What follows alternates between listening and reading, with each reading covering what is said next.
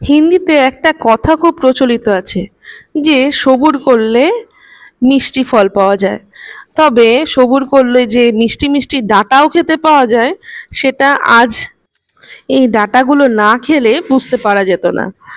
যাই হোক, আমাদের বাড়িতে যে শাকগুলো হয়েছিল সেই শাকগুলো একসময় আমরা শাকটাকে যে ডোকাগুলো ছিল সেগুলো কেটে নিয়ে মুগ ডাল দিয়ে লাল শাকের ঘন্ট করা হয়েছিল, যেটা আপনারা খুব লাইক করেছেন।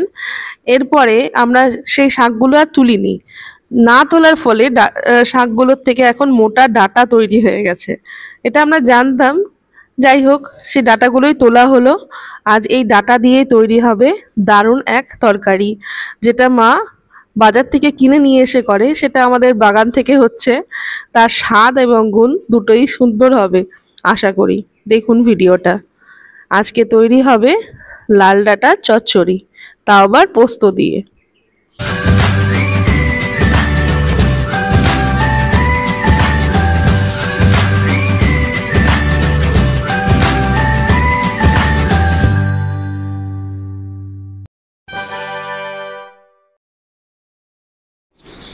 ঘরের জিনিস তাই বেশি কিছু ধোয়া নেই, তাও যতটুকু মাটি লেগেছিল ততটুকু ধুয়ে নিয়ে শাকগুলোকে এরকম করে ছোট ছোট টুকরো করে কেটে নেওয়া হলো, মানে ডাঁটাগুলোকে।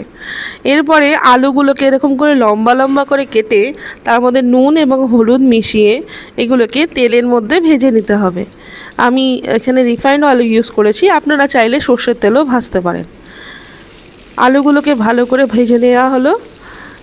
আলুগুলো এমন করে ভাজতে হবে যাতে আলুগুলো সেদ্ধ হয়ে যায়। আলুগুলো ভাজতে ওই মিনিট 5 মতন সময় লাগবে। তো যতটুকু সময় দিয়ে ভাজাভাজি হয়ে যাক ততক্ষণে পোস্তটা বেটে নিতে হবে। পোস্তটাকে একটা বা দুটো লঙ্কা দিয়ে, কাঁচা লঙ্কা দিয়ে ভালো করে বেটে নেওয়া হলো। মা বাটাতে বেটেছে, মানে শিলনোড়ায় বেটেছে, আপনারা চাইলে মিক্সিতেও বেটে নিতে পারেন। যাই হোক, আলুগুলো ভেজে রাখা হয়ে গেছে। আমি আর পোস্ত বাটার ভিডিও আর দেখালাম না, ওটা আপনারা দেখেছেন। বারবার একই রকম ভিডিও দিলে দেখতে খারাপ লাগে। যাই হোক, এবার কড়াইতে সামান্য পরিমাণ সর্ষের তেল দিয়ে তার মধ্যে দেওয়া হলো কালো জিরা। কালো জিরা একটু গরম হয়ে উঠলেই, মানে কালো জিরা পোড়াবার দরকার নেই, তার মধ্যে দিয়ে দেওয়া হলো ডাঁটাগুলোকে। আমরা শাকগুলোকেও কিন্তু আলাদা করিনি, শাকগুলোকেও এই চচ্চড়ির মধ্যেই দিয়েছি। সাথে দেওয়া হলো কিছুটা পরিমাণ লবণ আর তারও সামান্য পরিমাণ চিনি। মিষ্টিটা দিতে হয় না, নিরামিষ জিনিসের মধ্যে মিষ্টি দিলে একটু খেতে ভালো লাগে। আপনারা যদি মিষ্টি না দিতে চান তাহলে নাও দিতে পারেন। এরপরে ভালো করে মিশিয়ে নিতে হবে। এরপরে দিয়ে দেওয়া হলো কেটে রাখা শাকগুলোকে কাটা হয়নি, গোটা গোটা অবস্থাতেই রাখা আছে। তো সেগুলোকেই একটু ছোট আকার করে নিয়ে এই ডাঁটার মধ্যে দিয়ে দেওয়া হলো। এরপর এগুলোকেও ভালো করে নাড়াচাড়া করে মিশিয়ে নেওয়া হলো। জল দেওয়ার প্রয়োজন নেই। শাকের মধ্যে বা ডাঁটার মধ্যে যতটুকু জল থাকবে সেই জলে এবং সেই শাকের জলেই মোটামুটি 5 মিনিট লো ফ্লেমে রাখলেই সেদ্ধ হয়ে যাবে। দেখুন, একটু সেদ্ধ হয়ে যাওয়ার পর আলুগুলো দিয়ে দেওয়া হলো, মানে ভেজে রাখা আলুগুলোকে দিয়ে দেওয়া হলো। এরপরে খানিকটা নাড়াচাড়া করে আবারও মিনিট 2 মতন ঢেকে রাখতে হবে।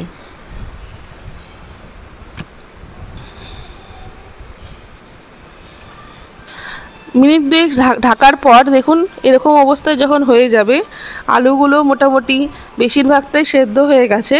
এই মতো অবস্থায় একটুখানি হলুদ, মানে হাফ চামচ মতন হলুদ দিয়ে খানিকক্ষণ নাড়াচাড়া করে দিয়ে দিতে হবে পোস্ত বাটা। আপনারা যদি বাজার থেকে কিনে থাকেন বা আপনাদের বাড়িতেও যদি থাকে তাহলে সর্ষে বাটাও ইউজ করতে পারেন। তো সর্ষে আর পোস্ত সম পরিমাণে দিয়ে এই তরকারিটা করতে পারেন। তবে আজকে পোস্ত দিয়ে খাওয়ার ইচ্ছে হয়েছিল আর খেতেও সুন্দর হয়েছিল, সেই কারণে মা এটা পোস্ত দিয়ে রান্না করেছে। পোস্তর বাটিতে যতটুকু পোস্ত ছিল সেই জলটুকু দিয়ে আরেকটু নাড়াচাড়া করে নেওয়া হলো।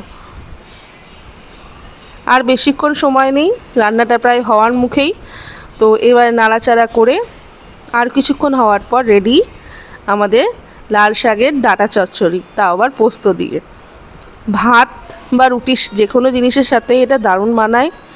অবশ্যই হয়তো খেয়ে থাকবেন আপনারা, তাও বলছি একবার ইচ্ছে হলে আমাদের বাড়িতে আসতে পারেন, অবশ্যই খাওয়াবো। লাইক কমেন্ট করে জানাবেন, আর অবশ্যই নতুন হলে ফলো এবং সাবস্ক্রাইব